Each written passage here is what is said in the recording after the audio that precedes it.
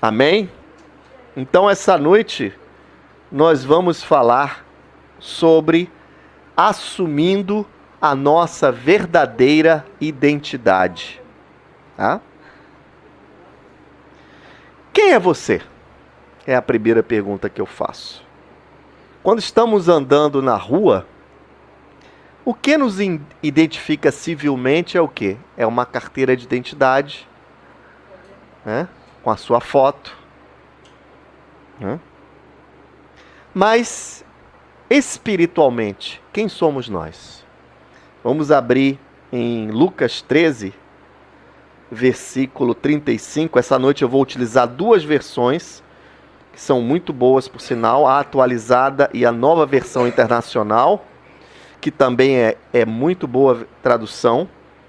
Não concordo com alguns pastores que dizem que a versão internacional não é boa. Na verdade, é excelente.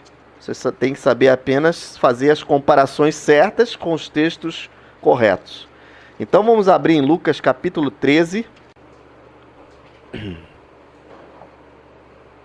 Vamos ler a partir do versículo 31. Naquela mesma hora, alguns fariseus vieram para dizer a Jesus: retira-te e vai-te daqui, porque Herodes quer matar-te. Ele, porém, lhes respondeu: ide dizer a essa raposa que hoje e amanhã expulso demônios e curo enfermos, e no terceiro dia terminarei. Importa, contudo, caminhar hoje, amanhã e depois, porque não se espera que um profeta morra fora de Jerusalém. Jerusalém, Jerusalém, que matas os profetas e apedrejas os que te foram enviados. Quantas vezes quis eu reunir teus filhos, como a galinha junta os do seu próprio ninho, debaixo das asas, e vós não o quisestes. Eis que a vossa casa vos ficará deserta, e em verdade vos digo, que não mais me vereis, até que venhais a dizer: bendito o que vem em nome do Senhor. O próprio Jesus, questionado pelos fariseus, como você leu nos versículos anteriores, foge porque Herodes procura matar-te. O próprio Jesus respondeu diretamente a esses fariseus, a esses religiosos, dizendo: dize àquela raposa. Ele conhecia o coração de Herodes, que hoje e amanhã significa um período indefinido de tempo que era determinado por quem expressa a frase. Quando Jesus falou hoje e amanhã, ele queria dizer: esse período sou eu que vou determinar, hoje e amanhã, o que eu vou fazer. E quando Jesus fala, eis, no versículo 35, eis que a vossa casa vos ficará deserta, ele queria dizer o seguinte. Há outras versões dizem desabitada, desolada, devastada. Ou uma pessoa que está se sentindo sem ser amada, sem amigos e sem esperança. Sozinho e triste, tristonho. Na verdade, quando Jesus falou que a vossa casa vos ficará deserta, ele estava se referindo que o Espírito de Deus foi retirado e transferido para outro templo. E quem é o templo hoje? Irmãos, somos nós. Quando Jesus morreu na cruz, e você lembra muito bem essa passagem, o véu do santuário, que não era bem um véu, era uma cortina grossa de pele de animais, ele foi rasgado de cima para baixo. Somente uma força sobrenatural poderia fazer isso. Naquele exato instante, começou a haver a distinção entre a religião e os discípulos de Jesus. Porque, na verdade, Jesus não veio trazer ou criar ou fundar uma nova religião. Ele veio reatar o que acontecia em Gênesis. O que acontecia em Gênesis? No final do dia, Deus vinha se encontrar com o ser humano para ter intimidade, relacionamento com ele. Mas Jesus foi bem claro e deu uma sentença de morte a todas as religiões do planeta Terra. A vossa casa ficará desabitada, onde a presença de Deus não vai permanecer. Então, agora nós somos o templo. Podemos todos os dias conversar, nos relacionar com Deus. E Deus quer que a palavra dele venha cada dia habitar no seu coração. Mas você precisa tomar uma posição em relação a isso, né? Vamos dar continuidade. Eu separei alguns tópicos sobre como assumir a sua verdadeira identidade em Cristo. Vamos abrir em Provérbios 30, 29 a 31. Provérbios 30, de 29 a 31, na nova versão internacional. Há 3 seres de andar elegante, 4 que se movem com passo garboso. O leão, que é poderoso entre os animais e não foge de ninguém. O galo, de andar altivo. O bode e o rei à frente do seu exército. Na versão atualizada, se não me engano, o leão que por ninguém volta atrás ou retrocede. Quando nós assumimos a nossa verdadeira identidade em Jesus, nós vamos sempre avançar. E não vamos deixar que nenhuma circunstância, nada, se coloque entre a nossa vida espiritual e a nossa caminhada com Deus. Aleluia.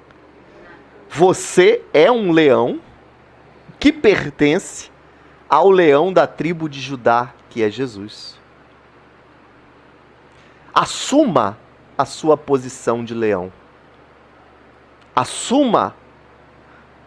E quando você tem que assumir a sua posição de leão, isso não significa alteração de personalidade. Deus criou cada um de um jeito. Uns são mais tímidos, outros são mais extrovertidos. Por exemplo, a minha esposa, a pastora Patrícia, é mais extrovertida, eu sou um pouco menos. Mas Deus usa cada um de uma forma diferente, porque cada um de vocês é um presente de Deus. E quando a Bíblia fala que nós também somos leões, não significa que você vai ter vitória o tempo todo. Como aqueles irmãos que chegam no seu ombro, né? Pô, irmão, é só vitória, uma banana. Você me perdoe falar isso. Nós passamos por muitos vales e a Bíblia fala, o próprio Jesus advertiu, e quem somos nós para combater o nosso próprio Senhor? No mundo tereis aflições. Não é só vitória não, meu irmão, você está enganado. O evangelho que você está pregando está totalmente errado. Há vales e montanhas. Na verdade, há mais vales do que montanhas. Essa que é a verdade. Mas você precisa se encher a cada dia da presença de Deus. Outra coisa que você precisa entender para assumir a sua identidade em Deus é entender que o relacionamento com Deus não se constrói indo a templos.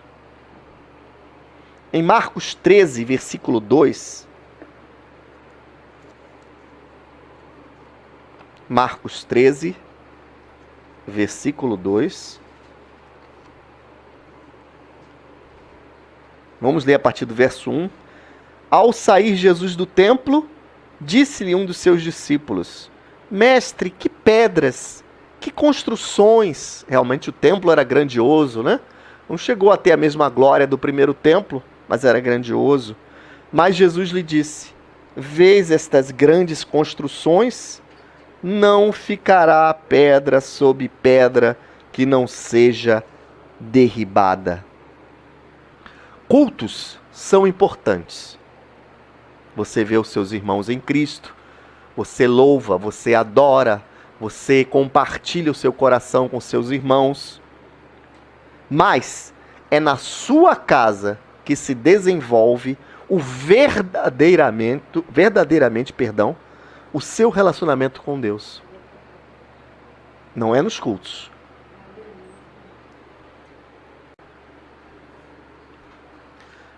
Então, na verdade, é em casa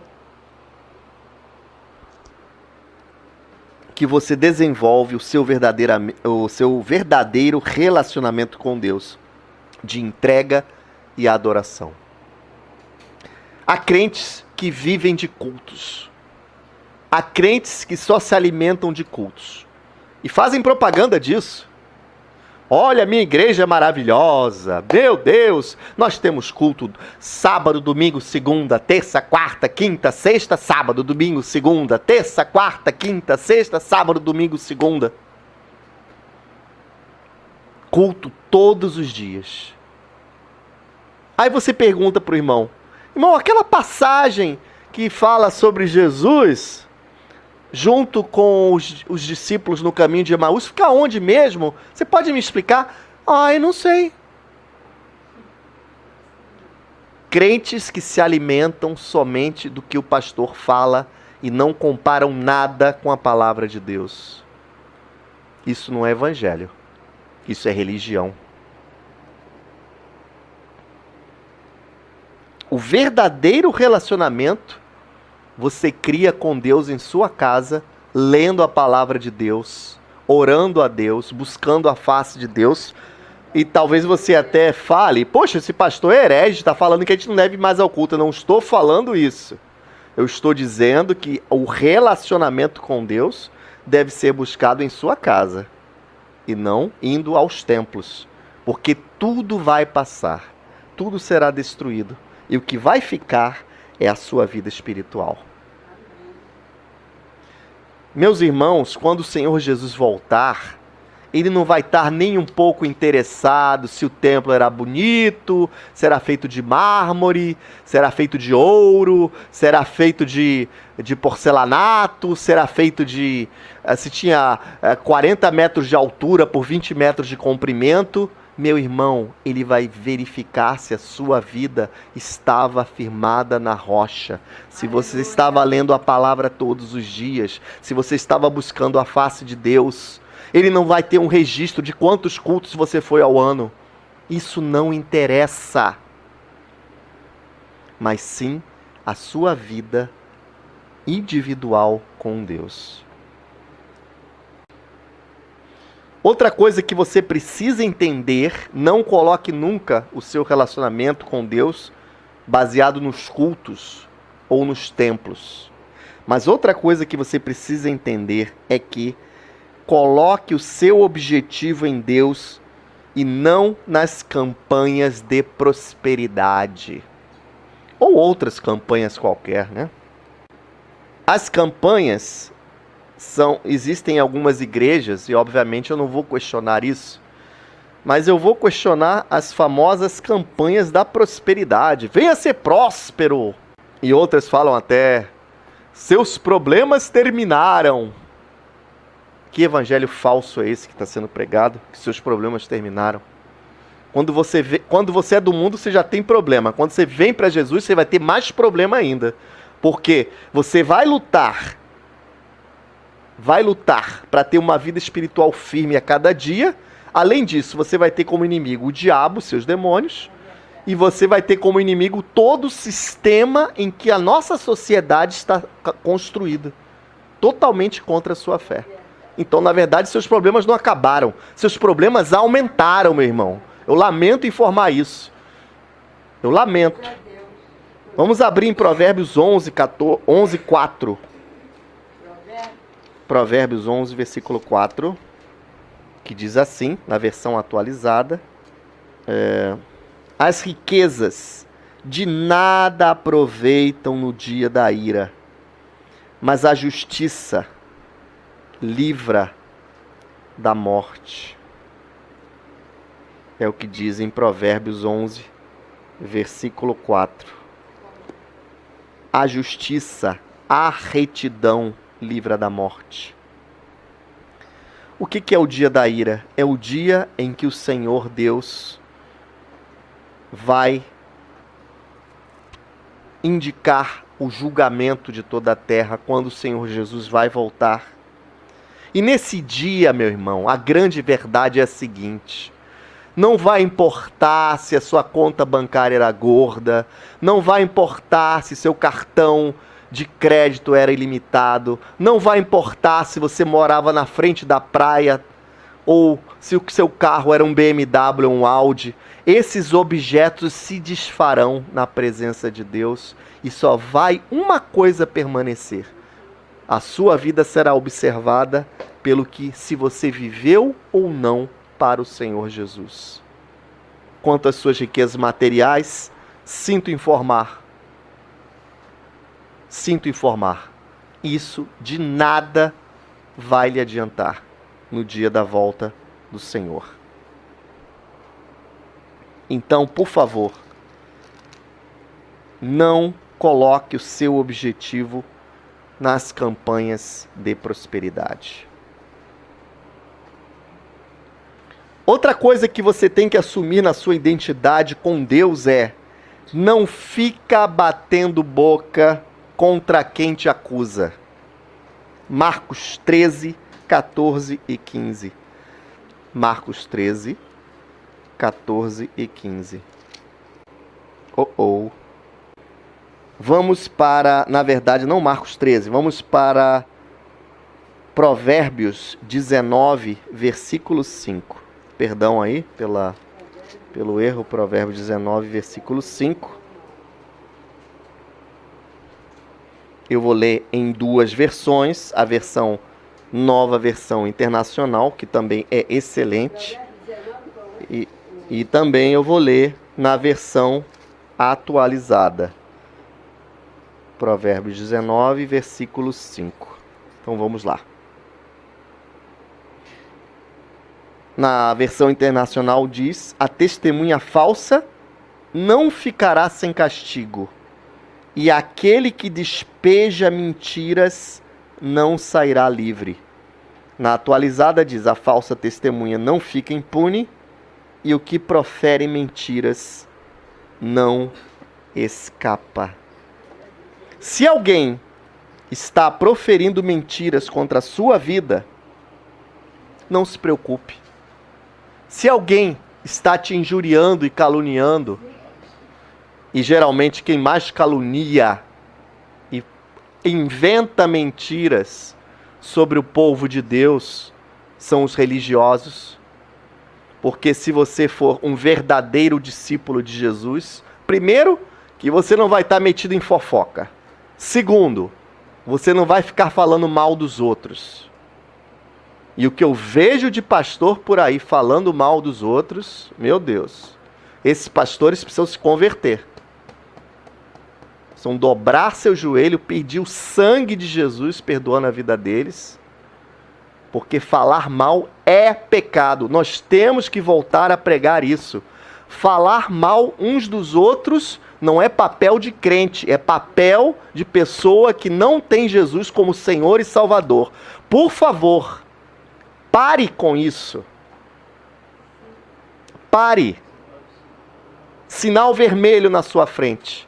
O Espírito Santo adverte: para de falar mal uns dos outros. Para de ficar metido em fofoca. Deixa isso para aquelas revistas superficiais que só falam sobre os famosos. Que você vai lá cortar teu cabelo, tá lá aquele monte de revista lá, falando a vida dos famosos e dos artistas. Fulano casou com quem? Fulano divorciou de quem? Fulano agora tá ficando com fulana. Deixa isso para o sistema, para essa sociedade podre e corrupta em que a gente vive. Mas não cabe ao servo de Deus a fofoca e a maledicência. Principalmente é quem é de liderança, mais vergonhoso ainda.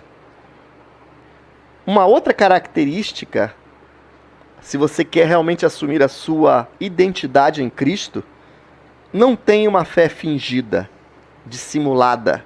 2 Timóteo 1, versículo 5, diz assim, 2 Timóteo 1, versículo 5, Paulo escrevendo a Timóteo: pela recordação que guardo de tua fé sem fingimento, a mesma que primeiramente habitou em tua avó, Lóide, e em tua mãe Eunice.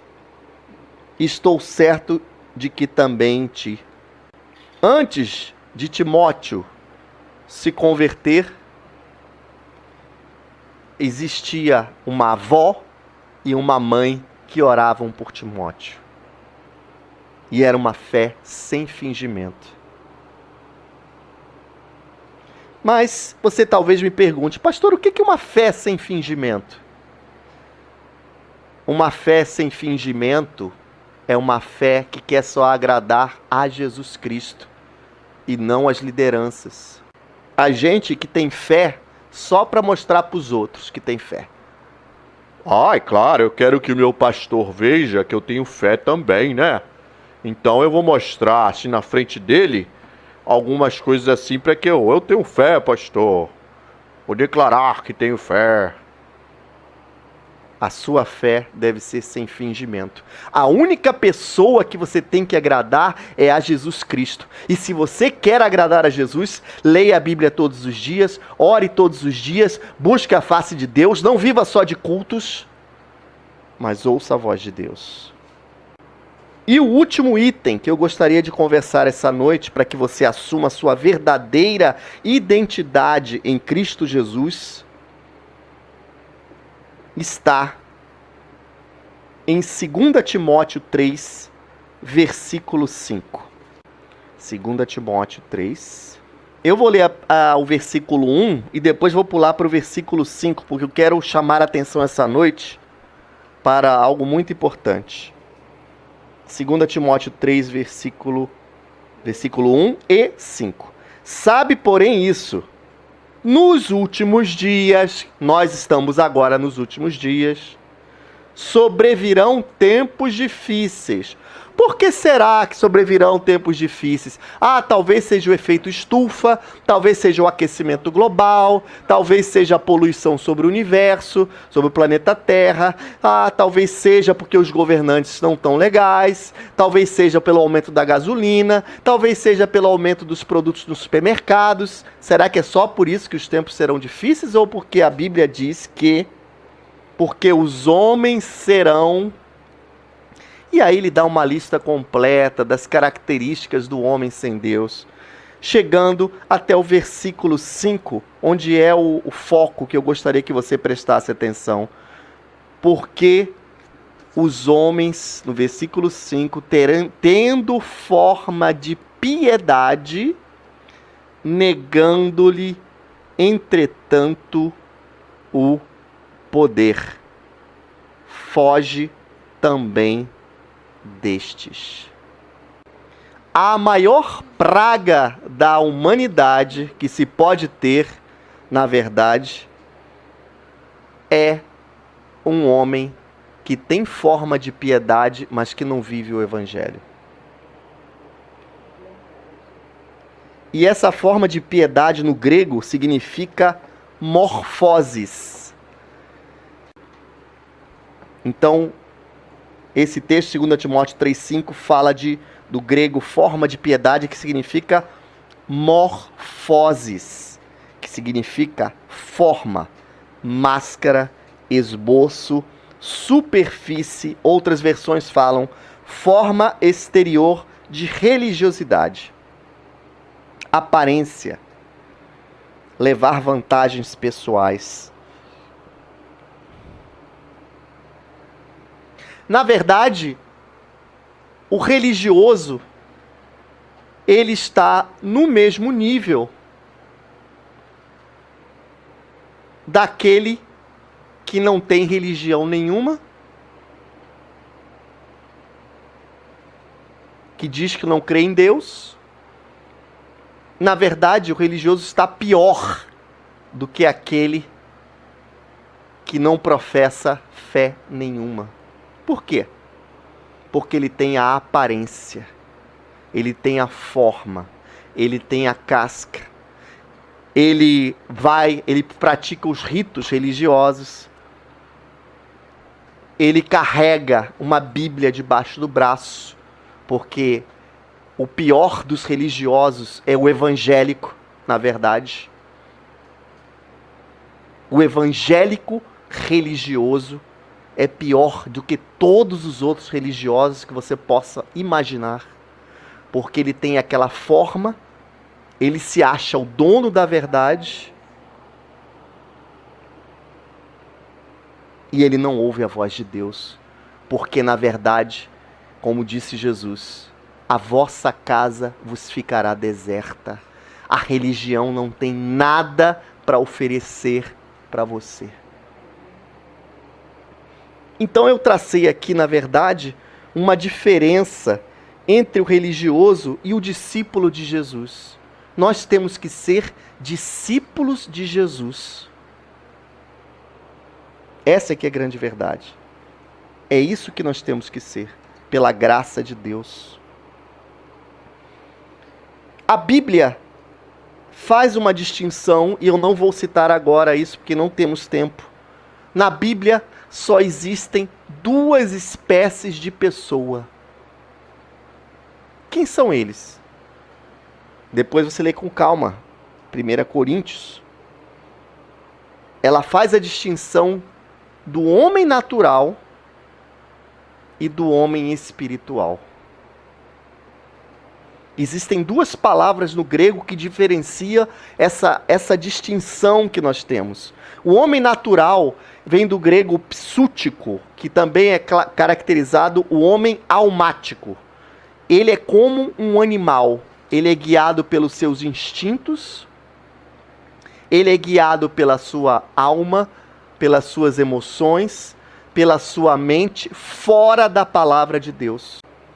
Se você, o escritor russo Dostoiévski, ele escreveu uma seguinte frase que é muito interessante. Ele disse: há no homem um vazio que só Deus pode preencher.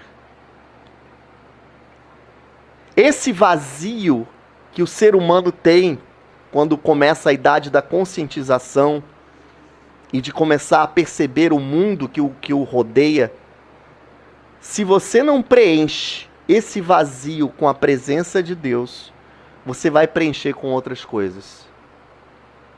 Você vai preencher com bebidas, você vai preencher com drogas, mas talvez você me diga: olha, mas eu não fumo e não bebo. Mas você vai preencher com outras coisas. Se você não preenche com bebida, com cigarros, com drogas, com vícios, você vai preencher com uma religião que também é prejudicial à sua saúde espiritual. O homem sem Deus, como diz o filósofo ateu Albert Camus, de origem francesa, que nasceu na Argélia, ele disse uma frase muito interessante. A única pergunta que realmente importa é por que você não se mata? Se você não tem esperança em Deus, não há uma perspectiva feliz para a sua vida. Porque Albert Camus não conhecia a presença maravilhosa de Jesus. Por isso ele disse essa frase. Mas se você olhar de uma certa forma, a vida não tem sentido se Jesus não for o centro da sua vida. E a vida também não tem sentido se você só tiver uma religião. Mas vamos traçar uma diferença entre o religioso e o discípulo de Jesus e você vai entender. Primeira coisa, o religioso, ele não nasceu de novo. Jesus falou em João capítulo 3, versículo 3, não precisa abrir. Se você não nascer do alto, que é o original que está escrito, não é nascer de novo, é nascer do alto. Falou para Nicodemos, um senhor de idade, você não pode entrar no reino de Deus.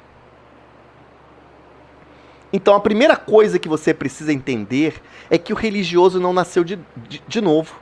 Ele vai aos cultos, ele carrega uma biblinha debaixo do braço, ele faz parte do cartãozinho de membro da igreja, ele tem um cartãozinho, né?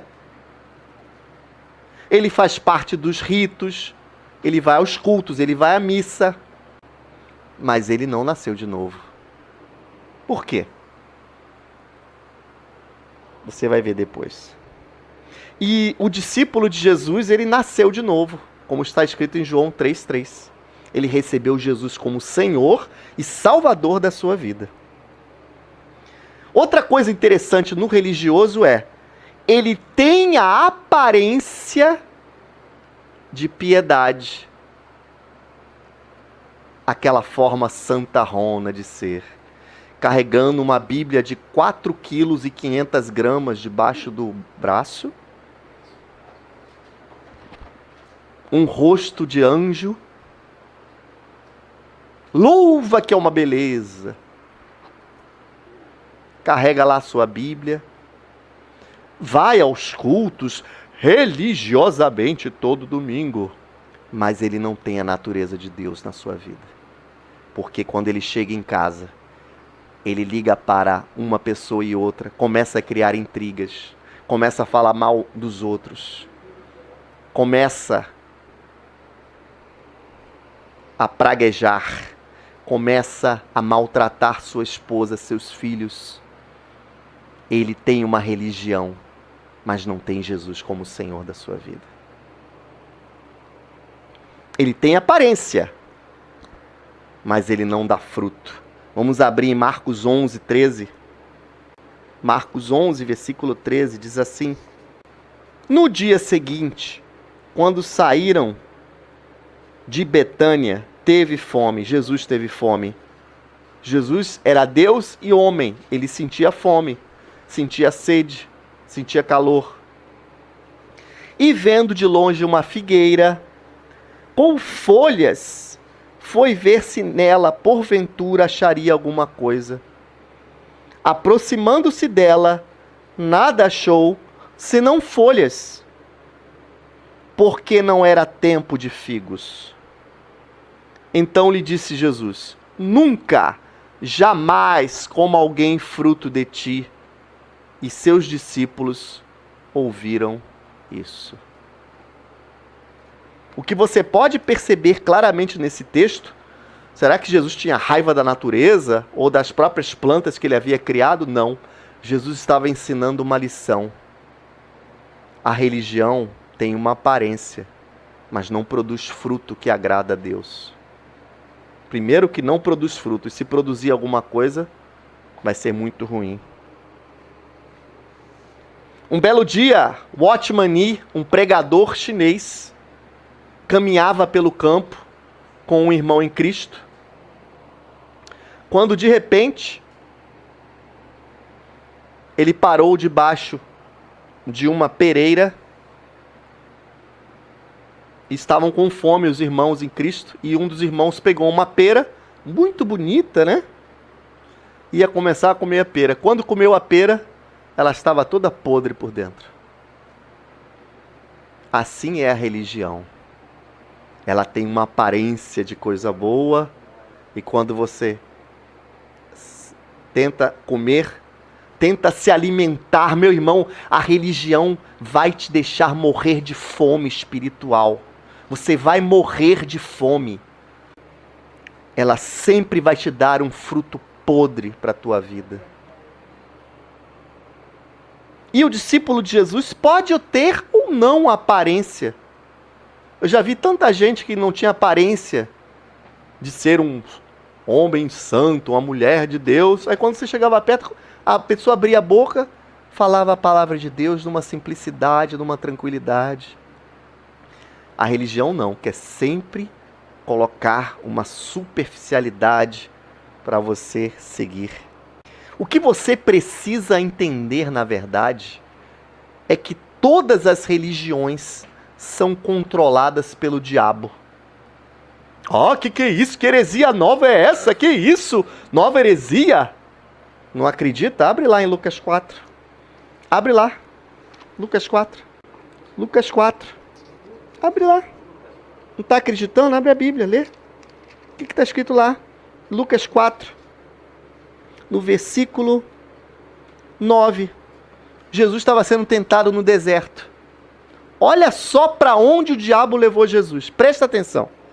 Todo mundo sempre lê, ninguém nunca presta atenção nisso. Presta atenção. Então o levou, versículo 9, a Jerusalém. Quem o levou? O diabo. E o colocou sobre o pináculo do templo.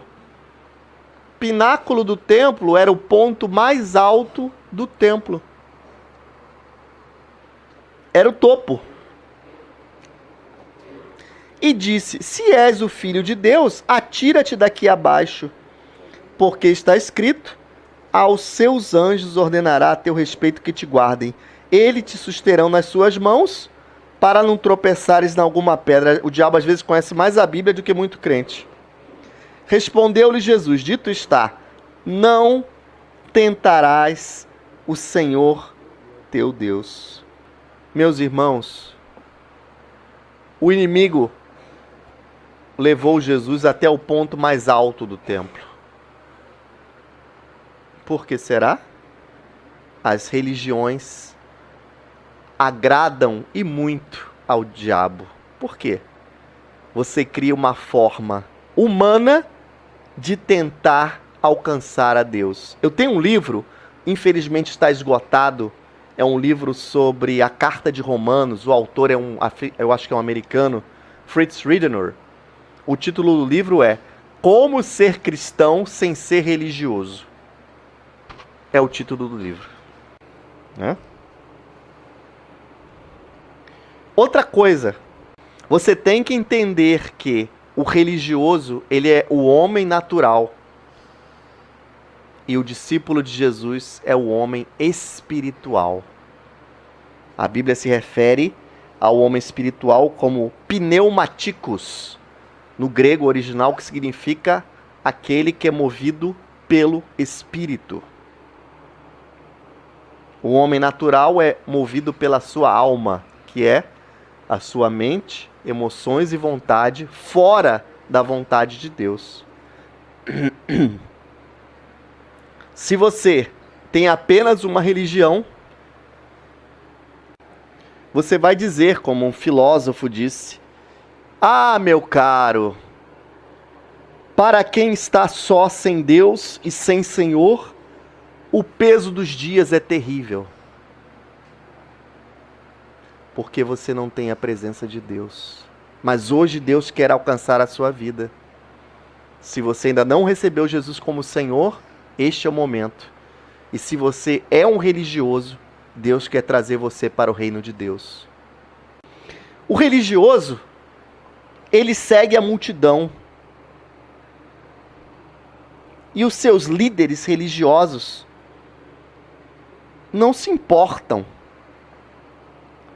Não estão se importando se ele está ou não com a palavra de Deus. Vou refazer essa frase. O religioso, ele segue a multidão e os seus líderes religiosos não estão se importando se eles estão de acordo com a palavra de Deus. Está lá aquele irmão que vai sempre aos cultos, está todos os cultos lá, mas ele vai aos cultos não para ouvir a palavra de Deus e ser edificado. Ele vai aos cultos para ouvir apenas o que o pastor está falando, mas não compara nada do que ele ouve com a palavra de Deus. Aí você tem um religioso. Já o discípulo, ele segue a Jesus, seu supremo pastor, e é submisso ao pastor da sua igreja local, desde que o seu pastor esteja submisso a Jesus. Ele compara o que o seu pastor prega com a palavra de Deus, né? E a partir do momento que aquela liderança começa a fugir da palavra de Deus, ele tem que sair daquela igreja local. Se o seu pastor parou de pregar a palavra de Deus, se ele começou a pregar coisas fora da palavra de Deus, saia desse lugar imediatamente. Imediatamente. Não pense duas vezes. Não precisa nem buscar direção de Deus para sair. Saia já. Se o que ele prega está fora da palavra de Deus, saia. Em nome de Jesus, saia. Outra coisa, outra diferença entre o religioso e o discípulo. O religioso quer que Deus resolva seus problemas, para que ele continue a viver sua vida egoísta, voltada para si e seus problemas. A palavra de Deus diz que ele morreu para os que vivam, não vivam mais para si mesmos, mas para aquele que por eles morreu e ressuscitou. Quando Jesus viu que uma grande multidão o estava seguindo, ele ficou preocupado e parou e disse: quem quiser me seguir, negue-se a si mesmo e me siga. Eu gosto muito de uma frase do pastor Paulo Cardoso. Eu considero o meu pai espiritual. Que ele fala sobre problemas, né? Uma frase que ele fala que é a seguinte, eu vou repetir. Eu quero que Deus seja um solucionador de problemas, mas Deus é um solucionador de pessoas. Eu quero que Deus resolva os meus problemas, mas Deus quer me resolver para que eu seja parecido com Jesus. Meu irmão, não queira que Deus resolva os seus problemas. Queira que Deus te resolva para que você seja cada dia mais parecido com Jesus. O religioso, ele participa de todos os ritos e festas religiosas. Ah, Natal, quando todos ficam bonzinhos, tão bonitinho, né? Todo mundo bonzinho no Natal. Natal já deixou de ser uma festa cristã há muitos anos. Há muitos anos. A única vantagem do Natal, para você que tem família longe, é para você rever os seus parentes, seus amigos. Fora disso, não há nenhuma vantagem espiritual no Natal. O que eles chamam de Páscoa virou o festival do ovo de chocolate. As crianças amam. Tão bonitinho, né? O coelhinho. Que bichinho bonitinho, gente. Ai, que gracinha o coelhinho, né? Tão bonitinho o coelhinho, né? É o coelhinho que morreu na cruz, né? Até parece, né? Que foi o coelho que morreu na cruz. Ele participa. O religioso participa de todas as festas religiosas. Ele não come isso ou aquilo na sexta-feira chamada santa, porque está errado, né? Não pode comer isso ou aquilo. Agora o resto do ano não. Pode comer de tudo, pode falar mal dos outros, pode fazer um monte de outras coisas. Aí ele vê o filme do Mel Gibson sobre a paixão de Cristo, chora o tempo todo. E o resto dos seus dias ele vive uma vida completamente fora da palavra de Deus. O Natal é a festa mais falsa que existe, uma das mais falsas, né? Porque o aniversariante é Jesus e é o único que não ganha presente. Todo mundo troca presente. Ah, eu comprei para minha tia, para minha avó, pro papagaio, pro periquito, pro cachorro, pro gato. Até pro meu iguana eu comprei um presente. E Jesus, olhando de lado, totalmente alheio a essa festa pagã, que nada tem de cristã, Aliás, a palavra cristão ficou totalmente desgastada também. Todo mundo, hoje ficou na moda, né, dizer que é cristão. Eu sou evangélico. Enche a boca. Sou evangélico, vou aos cultos todo dia.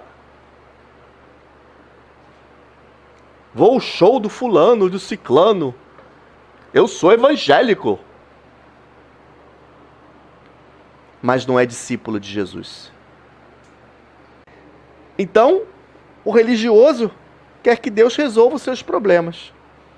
E o discípulo, ele vive para Jesus, com problema ou sem problema, no vale ou na montanha, no momento ruim e no momento bom. Ele não vive como se Deus fosse um grande Papai Noel, sempre pedindo as coisas. Eu quero isso, eu quero aquilo, eu quero isso, eu quero aquilo, eu quero isso. Pessoas que pedem coisas a Deus e quando recebem, voltam a viver as suas vidas egoístas para si mesmas. Mas o discípulo não. Ele lê a palavra de Deus e segue o mover do Espírito. Isso está em João 3, versículo 8. Diz assim, Jesus falou, o vento sopra onde quer, ouves a sua voz, mas não sabes de onde vem, nem para onde vai. Assim é todo o que é nascido do Espírito. O discípulo de Jesus é livre, ele não tem limites em si mesmo. Meu irmão, eu não tenho uma religião, eu tenho relacionamento com Deus. Se eu quero louvar voltado para a parede, deixa eu louvar voltado para a parede. Se eu quero orar uma oração não religiosa, eu não preciso começar toda oração falando, ó amantíssimo Pai, eterno Deus. Oração é conversa com Deus. Eu não preciso, todo final de culto, usar a doxologia final de Paulo. A graça do Senhor Jesus, o amor de Deus Pai. Amém. Amém. Eu não tenho uma religião, entendam bem, eu não tenho uma religião. Aleluia. Eu sou livre, o Espírito me move para onde quer e eu vou para onde ele me mover. Chega de ritos. Chega. Ritos. Por isso que eu digo, a pior religião que nós temos é a religião evangélica. Nós temos uma religião evangélica nesse país. Porque se realmente todos que se dizem servos de Deus ou crentes nesse país fossem verdadeiramente discípulos, esse país já teria mudado. Nós precisamos de uma revolução de caráter nesse país. Os crentes têm que começar a viver a palavra de Deus. Não quero dizer que somos perfeitos, nós cometemos erros, falhas. Mas eu tenho que desejar viver a palavra de Deus. E que essa palavra se cumpra na minha vida e na sua vida, em nome de Jesus. Amém e amém.